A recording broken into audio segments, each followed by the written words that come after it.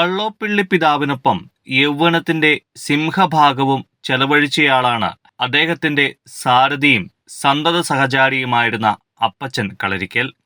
പിതാവിനെപ്പറ്റി ഓർക്കുമ്പോൾ ഇന്നും അപ്പച്ചൻ ചേട്ടന്റെ കണ്ണുകൾ നിറയും. ഈ ശംസിയായി സ്തുതിയായിരിക്കട്ടെ. പകൽ മേഘതൂണായും രാത്രിയിൽ അഗ്നി സ്തംഭമായും ഇസ്രയേൽ ജനത്തെ നയിക്കുവാൻ ദൈവം മോശയെ തിരഞ്ഞെടുത്തു എന്നതുപോലെ മധ്യ തിരുവിതാംകൂറിൽ നിന്നും മറവാറിലേക്ക് വന്ന കുടിയേറ്റ ജനത്തെ നയിക്കുവാനായിട്ട് വള്ളോപ്പിള്ളി പിതാവിനെ ദൈവം തിരഞ്ഞെടുത്തു. 1953 ഡിസംബർ 31 തലശ്ശേരി രൂപത സ്ഥാപിക്കുകയും അതിൻ്റെ അഡ്മിനിസ്ട്രേറ്ററായി മാർ സെബാസ്റ്റ്യൻ വള്ളോപ്പിള്ളി തിരുമേനിയെ നിയമിക്കുകയും ചെയ്തു. 1954 മാർച്ച് മാസം 19 യേശു പിതാവിൻ്റെ തിരുനാൾ ദിവസം അദ്ദേഹം തൻ്റെ രൂപതയെയും കുടിയേറ്റ മക്കളെയും യേശു പിതാവിന് സമർപ്പിച്ചു. അന്നു മുതൽ കുടിയേറ്റ മക്കളെ ധീരതയോടെ നയിച്ച മോശയായിരുന്നു വള്ളോപ്പിള്ളി പിതാവ്. കോഴിക്കോട് ലത്തീൻ രൂപതയിൽ 17 ലത്തീൻ കത്തോലിക്കയിലുള്ള രൂപതയിൽ 75,000-ഓളം വരുന്ന സുറിയാനി ക്രൈസ്തവർ മലബാറിൽ താമസമുണ്ടായിരുന്നു. അങ്ങനെ അവർക്ക് നേതൃത്വം കൊടുക്കുവാനായിട്ട് വള്ളോപ്പിള്ളി പിതാവിനെ ദൈവം തിരഞ്ഞെടുത്തത്. ആ പിതാവിൻ്റെ നേതൃത്വത്തിൽ കുടിയേറ്റ ജനത ആഹ്ലാദത്തിലായിരുന്നു. കാരണം ആ കുടിയേറ്റ മോശയുടെ കൈകളിൽ കുടിയേറ്റ ജനത സുരക്ഷിതമായിരുന്നു. 100 ആട് ഉണ്ടായിരിക്കെ അതിലൊരെണ്ണം കാണാതെ പോയപ്പോൾ അതിനെ അന്വേഷിച്ചു പോയ നല്ല ഇടയനായിരുന്നു വള്ളോപ്പിള്ളി പിതാവ്. ആ പിതാവ് വളരെയധികം കഷ്ടപ്പാടിലൂടെ തൻ്റെ ജനത്തെ ധീരതയോടെ നയിച്ചു. കുടിയിറക്ക്, മലമ്പനി എന്നിങ്ങനെയുള്ള എല്ലാ കഷ്ടപ്പാടുകളിലൂടെയും തൻ്റെ ജനത്തിൻ്റെ കണ്ണുനീർ കണ്ട് പലപ്പോഴും പിതാവ് കരയാറുണ്ടായിരുന്നു. അതിനെല്ലാം ആശ്രയം പിതാവിന് യേശു പിതാവ് മാത്രമായിരുന്നു. ആ യേശു പിതാവിൻ്റെ മധ്യസ്ഥത്താലാണ് എല്ലാ കാര്യങ്ങളും പിതാവ് നടത്തിക്കൊണ്ടിരുന്നത്. വളരെയധികം ബുദ്ധിമുട്ടിലൂടെ കടന്നിരുന്ന അവസരത്തിൽ ദൂരെ നിന്നുമൊക്കെ ആൾക്കാർ പിതാവിനെ കാണുവാനായിട്ട്, പിതാവിൻ്റെ അടുക്കൽ സങ്കടം പറയുവാനായിട്ട് വരുമ്പോൾ പിതാവ് എന്ത് ചെയ്യണമെന്നറിയാതെ പിതാവ് വികാരഭരിതനായിട്ടുണ്ട് പലപ്പോഴും. കാരണം അന്നത്തെ കാലത്ത് ഇന്നത്തെ പോലെ അല്ലായിരുന്നു. 8ഉം 10ഉം മക്കളുള്ള ഒരു കുടുംബമായിരുന്നു. ദാരിദ്ര്യം കൊടിവരി കൊണ്ടിരുന്നൊരു കാലഘട്ടം, എങ്ങും പഞ്ഞം. ഒരിക്കൽ സ്കൂൾ തുറക്കാറായ അവസരത്തിൽ മണിപ്പാറയിൽ നിന്നും ഒരു ചേട്ടത്തിയും ചേട്ടനും കൂടി പിതാവിനെ കാണുവാനായിട്ട് വന്നു. അന്ന് റോഡ് സൗകര്യങ്ങളില്ല, പാലങ്ങളില്ല, യാതൊന്നുമില്ല. രാവിലെ വീട്ടിൽ നിന്നും ഇറങ്ങി മക്കളെ തന്നെ വീട്ടിലാക്കിയിട്ട് അപ്പനും അമ്മയും കൂടി പിതാവിനെ കാണുവാനായിട്ട് വരികയാണ്. വള്ളത്തേൽ കയറി ഇരുട്ടിയിൽ വന്ന് ബസ് കയറി തലശ്ശേരിയിൽ വന്നു കഴിഞ്ഞപ്പോഴത്തേക്ക് ഏകദേശം 2 മണി ഏകദേശമായി. അവർ അരമനയിൽ വന്നു. അന്നത്തെ കാലത്ത് പിതാവ് ആര് വന്നാലും പിതാവിന് ഏത് സമയത്തും വിളിക്കണമെന്നുള്ളത് പിതാവിൻ്റെ നിർബന്ധമായിരുന്നു. കാരണം പിതാവ് പറയും, യാത്രാ സൗകര്യങ്ങളൊന്നും ഇല്ലാതെ നമ്മുടെ ആൾക്കാർ ഇവിടെ വരുമ്പോൾ അവരെ ഒട്ടും താമസിപ്പിക്കാതെ അവരെ പറഞ്ഞയക്കണമെന്ന് പിതാവിന് നിർബന്ധമായിരുന്നു. അങ്ങനെ പിതാവിൻ്റെ അടുക്കൽ ഇവർ വന്നു കഴിഞ്ഞപ്പോൾ പിതാവിൻ്റെ അടുക്കൽ പോയി പറഞ്ഞു, ഇങ്ങനെ പിതാവിനെ കാണാനായിട്ട് ഒരു ചേട്ടത്തിയും ചേട്ടനും വന്നിട്ടുണ്ട് എന്ന് പറഞ്ഞു. പിതാവ് താഴെ വന്നു. അവരെ കണ്ട മാതിരി അവർ രണ്ടുപേരും മുട്ടുകുത്തി പിതാവിൻ്റെ മോതിരം ചുംബിച്ചു. എന്നിട്ട് പിതാവ് പറഞ്ഞു, എന്താണ് വിശേഷം, എന്തുണ്ട്? എന്നാൽ ഞങ്ങൾ പിതാവിനെ കാണാൻ വേണ്ടി വന്നതാണ് എന്ന് പറഞ്ഞു. പിതാവ് പറഞ്ഞു, നിങ്ങൾ രാവിലെ പോകുന്നതല്ലേ, നിങ്ങൾ ഭക്ഷണം വല്ലതും കഴിച്ചോ? അപ്പോൾ അവർ പറഞ്ഞ മറുപടി, പിതാവേ, ഞങ്ങൾക്ക് ഭക്ഷണം ഒന്നും വേണ്ട, പിതാവിനെ കണ്ടേച്ച് ഞങ്ങളുടെ സങ്കടം ഒന്ന് പറഞ്ഞേച്ചിട്ട് ഞങ്ങൾക്കൊന്ന് പോയാൽ മതി. കുഞ്ഞുങ്ങളെ തന്നെ ആക്കിയിട്ടാണ് ഞങ്ങൾ വീട്ടിൽ നിന്നും പോകുന്നത്. നേരെ സന്ധിക്കുമ്പോൾ എന്തില്ലെങ്കിൽ വെള്ളം കിട്ടിയല്ല, കിടക്കാൻ പറ്റുകയില്ല എന്ന് പറഞ്ഞു. പിതാവ് അവരെ ഒരു മുറി ചൂണ്ടിക്കാണിച്ചിട്ട് പിതാവ് പറഞ്ഞു, നിങ്ങൾ മുറിയിൽ കയറി ഒന്ന് മുഖമൊക്കെ ഒന്ന് കഴുകിക്കേ, ഞാനിപ്പോൾ വരാമെന്നും പറഞ്ഞ് പിതാവ് നേരെ ഊട്ടുമുറിയിൽ വന്നു. ഊട്ടുമുറിയിൽ വന്ന് അവിടെ ഭക്ഷണമുണ്ടോ എന്നുള്ള കാര്യങ്ങളൊക്കെ അന്വേഷിച്ച ശേഷം പിതാവ് കുശ്നിക്കാരനോട് പറഞ്ഞു, അവർക്ക് 2 പേർക്കുള്ള ഭക്ഷണം എടുത്തു വെക്കാനായിട്ട് പറഞ്ഞു. അങ്ങനെ പിതാവ് വന്ന് ഇവരെ കൂട്ടിക്കൊണ്ട് വന്ന് ഇവർക്ക് ഭക്ഷണം കൊടുക്കുകയാണ്. ഭക്ഷണം കൊടുത്ത ശേഷം പിതാവ് പറഞ്ഞു, നിങ്ങളൊരു പണി ചെയ്യുക, നിങ്ങൾ ഭക്ഷണം കഴിക്കുക, ഞാൻ അവിടെ മുമ്പിൽ കാണും, നിങ്ങളത് കഴിഞ്ഞ് അങ്ങ് വന്നാൽ മതി എന്ന് പറഞ്ഞു. ഈ ചേട്ടനും ചേട്ടത്തിയും ഇരുന്ന് ഭക്ഷണം കഴിക്കുന്ന സമയത്ത് ഞാനും അവിടെ ഉണ്ടായിരുന്നു. ആ സമയത്ത് ചേട്ടനോട് പറയുകയാണ്, നമ്മുടെ കുഞ്ഞുങ്ങൾ വല്ലതും കഴിച്ചോ കർത്താവേ എന്ന് അവർ ഭക്ഷണം കഴിക്കുന്നതിന് ഉപകാരം അന്വേഷിക്കുകയായിരുന്നു. അതിനുശേഷം ഇവർ പറയുകയാണ്, കർത്താവേ, ഇത് ദൈവം തന്നെ തന്ന ഒരു പിതാവാണ് ഇത് എന്ന് അവർ പറയുകയാണ്, ദൈവം കൊണ്ടുവന്ന് തന്ന ഒരു പിതാവാണ് ഇത് എന്ന്. അതിനുശേഷം അവർ പിതാവിൻ്റെ അടുക്കൽ എത്തി. പിതാവ് അവരെ നോക്കിയിരിക്കുകയായിരുന്നു. പിതാവിൻ്റെ അടുക്കൽ എത്തിയ ശേഷം പിതാവ് പറഞ്ഞു, ഇവർ കാര്യങ്ങളൊക്കെ പിതാവിൻ്റെ അടുക്കൽ പറഞ്ഞു. അതിനുശേഷം പിതാവ് എല്ലാം കേട്ടതിന് ശേഷം പിതാവ് പറഞ്ഞു, നമ്മുടെ യൗസപിതാവല്ലേ ഉള്ളത്, എല്ലാത്തിനും പരിഹാരം യൗസപിതാവാണ് എന്നും പറഞ്ഞു. പക്ഷേ ഇവർ പറഞ്ഞു, പിതാവേ, സ്കൂൾ തുറക്കാറായി, ഒരു നിവൃത്തിയുമില്ല, കുഞ്ഞുങ്ങൾക്ക് പുസ്തകം മേടിക്കണം, ഉടുപ്പ് മേടിക്കണം, ഒരു നിവൃത്തിയുമില്ല. ഇവൾക്കാണെങ്കിൽ പനിയാണ്, എന്നെ തന്നെ വിടാൻ കഴിയില്ലാഞ്ഞിട്ട് ഇവളും കൂടെ എൻ്റെ കൂടെ പോകുന്നതാണ് എന്നൊക്കെ പിതാവിൻ്റെ അടുക്കൽ പറഞ്ഞു.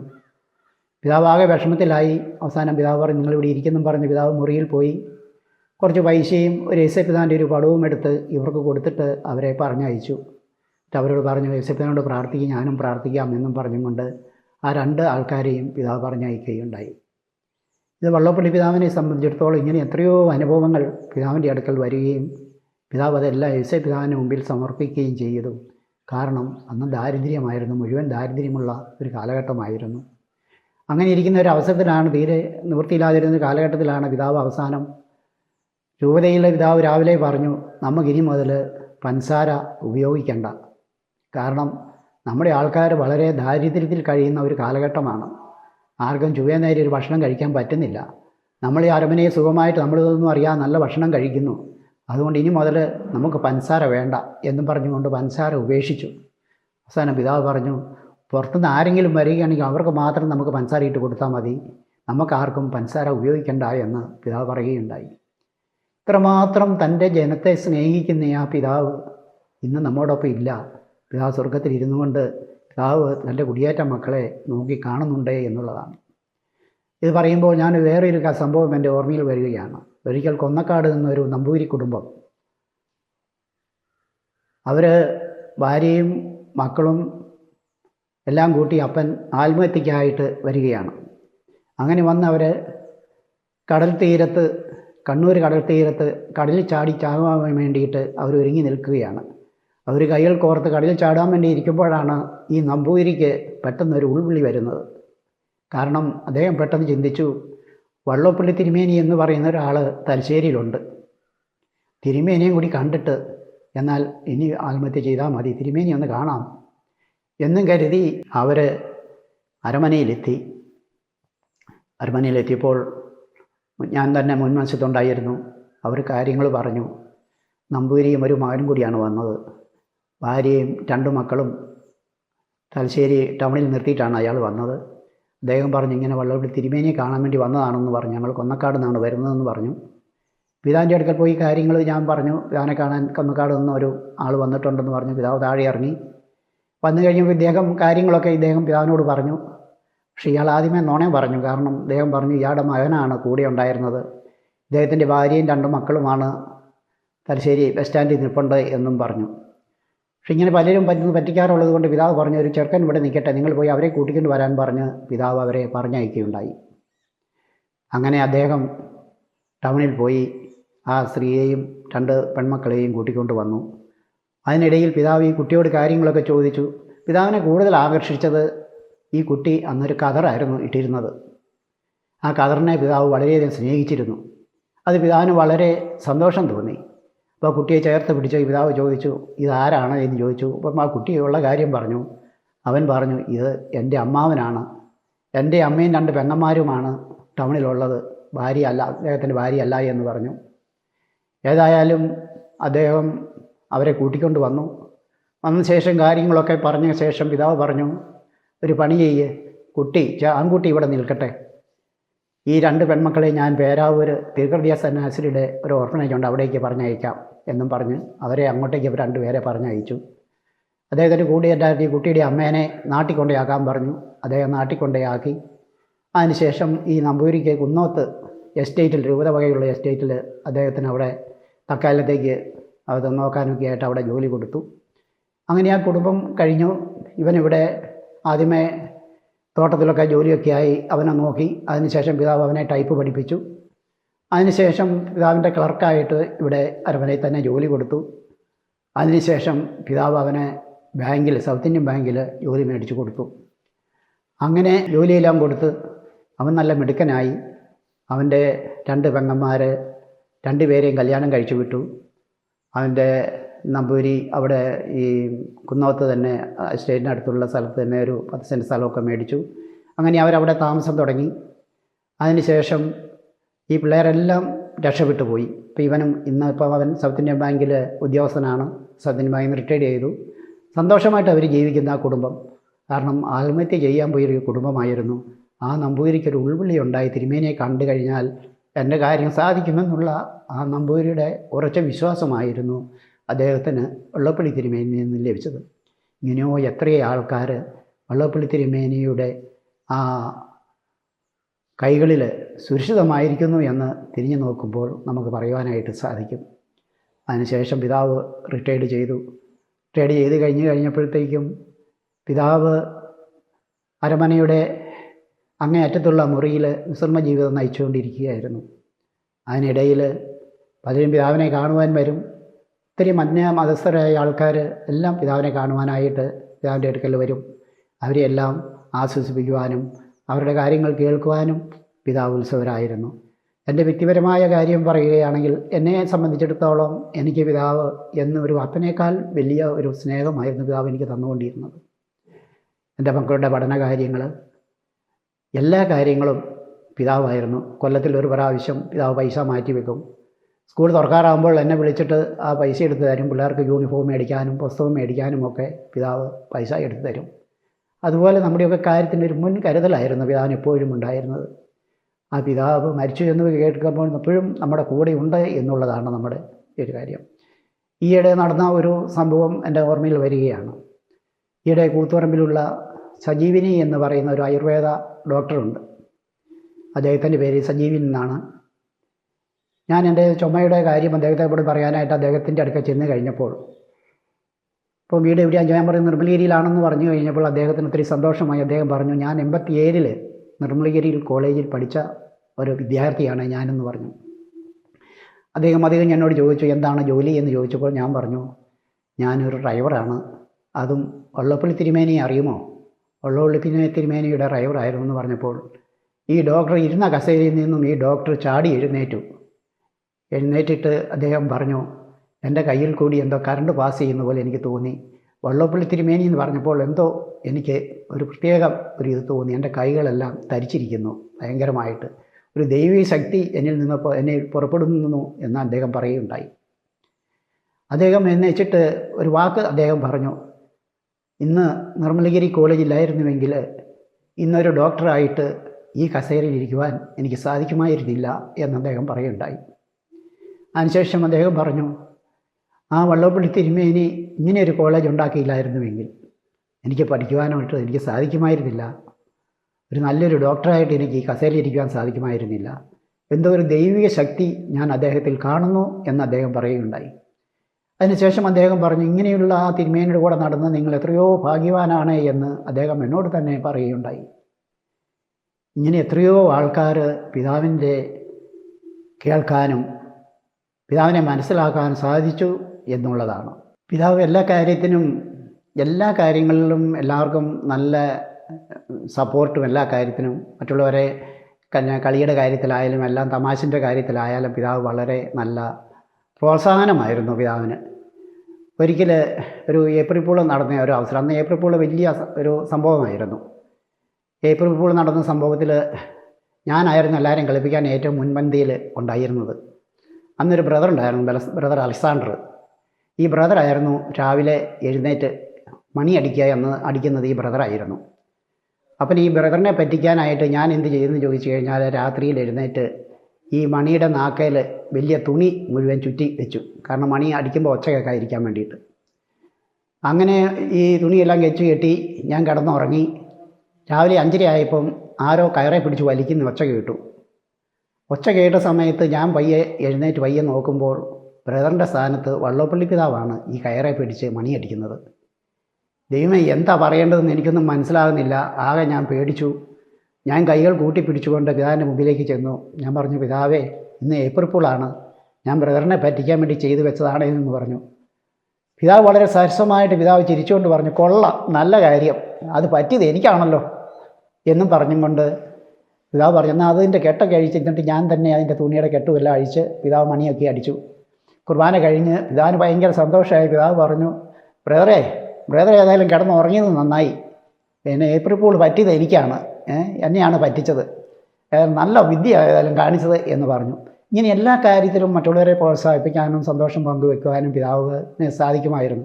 കാരണം വേണമെങ്കിൽ പിതാവിന് എന്നെ വഴക്ക് പറയാമായിരുന്നു.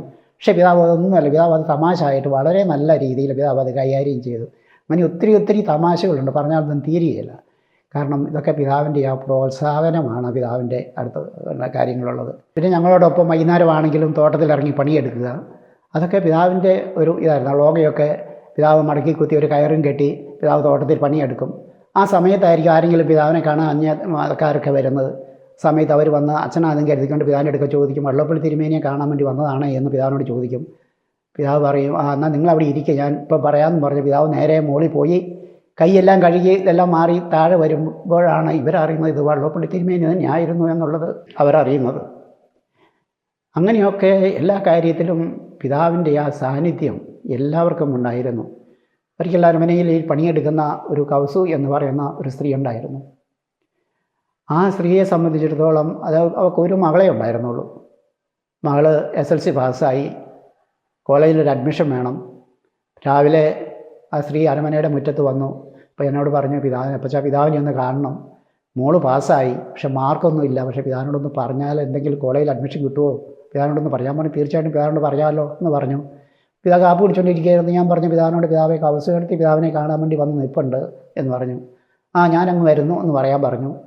പിതാവ് കാപ്പ് പിടിച്ച ശേഷം പിതാവ് പോർട്ടിക്കോയിലേക്ക് വന്നു. ആ സ്ത്രീയെ കണ്ടു. എന്നാ ഉണ്ട് കവസ് വിശേഷമെന്ന് ചോദിച്ചു. അന്നേരം പറഞ്ഞു, പിതാവെ മോള് പാസ്സായി എന്ന് പറഞ്ഞു. പിതാവ് പറഞ്ഞു, കൊള്ളാമല്ലോ, അവൾ പാസ്സായല്ലോ. അന്നേരം പിതാവ് പറഞ്ഞു, എന്നാ ഉണ്ട് അവൾക്ക് മാർക്ക് എന്ന് ചോദിച്ചു. ആ സ്ത്രീ പറഞ്ഞു, മാർക്ക് കുറവാണ്, 210 മാർക്കേ ഉള്ളൂ പിതാവേ എന്ന് പറഞ്ഞു. 210 മാർക്ക് അവൾ മേടിച്ചല്ലോ, അവൾ മിടുക്കിയാണല്ലോ, അവൾക്ക് പഠിച്ചോളൂ, ഇനി അവൾ പഠിച്ചോളും, അവൾക്ക് ഏതാ വിഷയം വേണ്ടതെന്ന് പറഞ്ഞു. അവർ പറഞ്ഞ് ആ വിഷയം പിതാവ് ആ കുട്ടിക്ക് കോളേജിൽ കൊടുത്തു. അവൾ മിടുക്കിയായിട്ട് പഠിച്ചു. അവൾ ഗവൺമെൻറ് ജോലിയായി. അവൾ പോലീസ് ഡിപ്പാർട്ട്മെൻറ്റിലായിരുന്നു. ഇന്ന് അവൾ റിട്ടയർഡ് ചെയ്തു. അവൾ 2 കുട്ടികളുണ്ട്. നല്ല മിടുക്കിയായിട്ട് അവൾ കൊളശ്ശേരി എന്ന് പറയുന്ന സ്ഥലത്ത് താമസിക്കുന്നു. ഇങ്ങനെയോ എത്രയോ ആൾക്കാർക്ക് പിതാവ് ജീവിതം കൊടുത്തു എന്നുള്ളത് ഇന്നും അവർ അതിനെപ്പറ്റി പറയാറുണ്ട്. 82-ലായിരുന്നു എൻ്റെ വിവാഹം. 26-ാമത്തെ വയസ്സിലായിരുന്നു ഞാൻ വിവാഹം കഴിച്ചത്. എനിക്കങ്ങനെ യാതൊരു ഇതുമില്ലായിരുന്നു. 26-ാമത്തെ വയസ്സായപ്പോൾ പിതാവ് ഇങ്ങോട്ടേക്ക് പറഞ്ഞു, നിനക്ക് 26 വയസ്സൊക്കെ ആയല്ലോ, ഒരു വിവാഹമൊക്കെ വേണ്ടേ എന്ന് പിതാവ് എന്നോട് ഇങ്ങോട്ട് പറയുകയാണ് ചെയ്തത്. വാസ്തവം പറഞ്ഞു കഴിഞ്ഞാൽ എനിക്കതിനെപ്പറ്റി യാതൊരു അറിവോ കാര്യങ്ങളോ ഒന്നും ഇല്ലായിരുന്നു. കാരണം കല്യാണം കഴിക്കണമെന്നുള്ള ആ ഒരു ചിന്ത പോലും എനിക്കില്ലായിരുന്നു. അപ്പോൾ പിതാവ് അതിനെപ്പറ്റി പറഞ്ഞു, ഒരു വിവാഹം കഴിക്കണം, ഒരു കുടുംബജീവിതമൊക്കെ വേണ്ടേ എന്നൊക്കെ പറഞ്ഞു. അങ്ങനെ പെന്നെ അന്വേഷിച്ച് പിടിച്ച് വന്നു കഴിഞ്ഞപ്പോൾ പിതാവിൻ്റെ കുടുംബത്തിലുള്ള ഒരു പെണ്ണ് തന്നെയായിരുന്നു അവരെ വീട്ടുകാർ ഇങ്ങനെ കണ്ടുപിടിച്ചത്. അതിന് വന്നു കഴിഞ്ഞ് പിതാവിന് സന്തോഷമായി. പിതാവ് പറഞ്ഞു, എൻ്റെ കുടുംബത്തിൽപ്പെട്ടവർ തന്നെയാണ്, അതുകൊണ്ട് നമുക്ക് വിവാഹം നമുക്കങ്ങോട്ട് ആലോചിക്കാം എന്ന് പറഞ്ഞു. അങ്ങനെയാണ് എൻ്റെ വിവാഹം നടക്കുന്നത്. അങ്ങനെ വിവാഹമൊക്കെ നടന്നതിന് ശേഷം അവൾ ലാബ് പഠിച്ചതായിരുന്നു. തൽക്കാലത്തേക്ക് യോഗസിഗിരി ഹോസ്പിറ്റലിൽ പിതാവ് അവിടെ അസിസ്റ്റന്റ് നഴ്സിനോട് പറഞ്ഞ് അവിടെ ജോലി കൊടുത്തു. അതിനുശേഷം കോളേജിൽ ഒഴിവ് വന്നു കഴിഞ്ഞപ്പോൾ പിതാവ് പറഞ്ഞു, നമ്മുടെ കോളേജിൽ ഒഴിവ് വന്നിട്ടുണ്ട്, നീ അതുകൊണ്ട് അവിടെ കൊണ്ടുപോയി അപേക്ഷ കൊടുക്കുക, നമുക്ക് അവൾക്ക് കോളേജിൽ ജോലി കൊടുക്കാമെന്ന് പറഞ്ഞു. അങ്ങനെയാണ് നിർമ്മലേരി കോളേജിൽ സെല്ലിന് ജോലി കിട്ടുന്നത്. അതുവഴി ഞങ്ങളുടെ കുടുംബം വളരെ സുരക്ഷിതമായിരുന്നു. അവസാനം പിതാവ് ഒരു വാക്ക് പറഞ്ഞു. ആ വാക്ക് അവസാനം വരെ സംഭവിച്ചു എന്നുള്ളതാണ്. പിതാവ് പറഞ്ഞു, ഒന്നുമല്ലെങ്കിലും നിനക്ക് പ്രായമാകുമ്പോൾ ആരെയും ആശ്രയിക്കാതെ കഞ്ഞി കുടിച്ച് കിടക്കാം, ഇത് ഗവൺമെൻറ് ജോലിയാണ് എന്ന്. അത് പറഞ്ഞത് 100% ഇന്ന് അക്ഷരം പ്രതി അത് സംഭവിച്ചുകൊണ്ടിരിക്കുന്നു. ഈ കഴിഞ്ഞ ദിവസം രാത്രിയിൽ എനിക്ക് ഭയങ്കരമായൊരു ചുമയുണ്ടായി. ചുമയുണ്ടാകുന്ന ഈ അവസരത്തിൽ രാത്രി 2 മണിയായപ്പോൾ എന്നെ ആ വള്ളോപ്പള്ളി പിതാവ് രാത്രി സ്വപ്നത്തിൽ എന്നെ വിളിക്കുകയാണ്. എന്നോട് വിളിച്ചു, അപ്പച്ചൻ്റെ ചുമ ഇതുവരെ മാറിയില്ലേ എന്നോട് ചോദിച്ചു. ഞാൻ വേഗം ചാടി എഴുന്നേറ്റ് കട്ടലേന്ന് അപ്പോൾ സെലിൻ ചോദിച്ചാൽ എന്താണ്? ഞാൻ പറഞ്ഞു പിതാവ് വന്ന് എന്നെ വിളിച്ചു, ചുമ മാറിയില്ലേ എന്ന് ചോദിച്ചു എന്ന് പറഞ്ഞു. അത് കഴിഞ്ഞ് വെച്ചിട്ട് ഞാൻ അതേപോലെ കിടന്നു. അപ്പോൾ പിതാവ് ഒരു വാക്ക് പറഞ്ഞു, അത് സാരമില്ല, അത് കുഴപ്പമില്ല, ചുമ സാരമില്ല എന്നും പറഞ്ഞു. എന്നുവെച്ചിട്ട് ഞാൻ അവിടെ കിടന്നുറങ്ങി. ഇങ്ങനെ എപ്പോഴും പിതാവ് കൂടെ തന്നെ ഉണ്ട് എന്നുള്ളതാണ്. അതിനുശേഷം പിതാവ് 2006 ഏപ്രിൽ 4 നമ്മെ വിട്ട് പിതാവ് സ്വർഗത്തിലേക്ക് പോയി. അത് തലേ ദിവസം പിതാവിൻ്റെ കൈകൾ മുത്തി വീട്ടിലേക്ക് ഞാൻ പോയതാണ്. പിറ്റേ ദിവസം രാവിലെ പിതാവ് ജോസേരി ആശുപത്രിയിൽ അഡ്മിറ്റായി. 11 മണിക്ക് പിതാവ് മരിച്ചു. പിതാവ് മരിച്ച ഈ അവസരത്തിൽ പെട്ടെന്ന് കുടിയേറ്റ ജനത മുഴുവനും അറിഞ്ഞു. ടെലിവിഷൻ മാധ്യമങ്ങളെല്ലാം ഉള്ളത് കൊണ്ട് അത് പെട്ടെന്ന് തന്നെ ഫ്ലാഷ് ന്യൂസ് എല്ലാവർക്കും വന്നു. കുടിയേറ്റ ജനതയുടെ ആത്മീയ പിതാവ് മരിച്ചു എന്നും പറഞ്ഞുകൊണ്ട് പെട്ടെന്ന് ഫ്ലാഷ് ന്യൂസ് വന്നു. അതിനിടയിലാണ് ജോസഗിരി ഗവൺമെൻറ്റിൽ ഒരു സിസ്റ്റർ കാല് സുഖമില്ലാതെ കിടക്കുന്ന 2 കാലും വ്രണമായിട്ട് പഴുത്ത് കാലനക്കാൻ പോലും പറ്റാതെ സിസ്റ്റർ കട്ടിലിൽ കിടപ്പാണ്. അങ്ങനെ ഇരിക്കുമ്പോഴാണ് സിസ്റ്റർ ഇത് അറിയുന്നത്, വള്ളപ്പള്ളി പിതാവ് മരിച്ചു എന്നുള്ള വിവരം. സിസ്റ്റർ ആ കട്ടിലിൽ കിടന്നും കൊണ്ട് കരഞ്ഞു.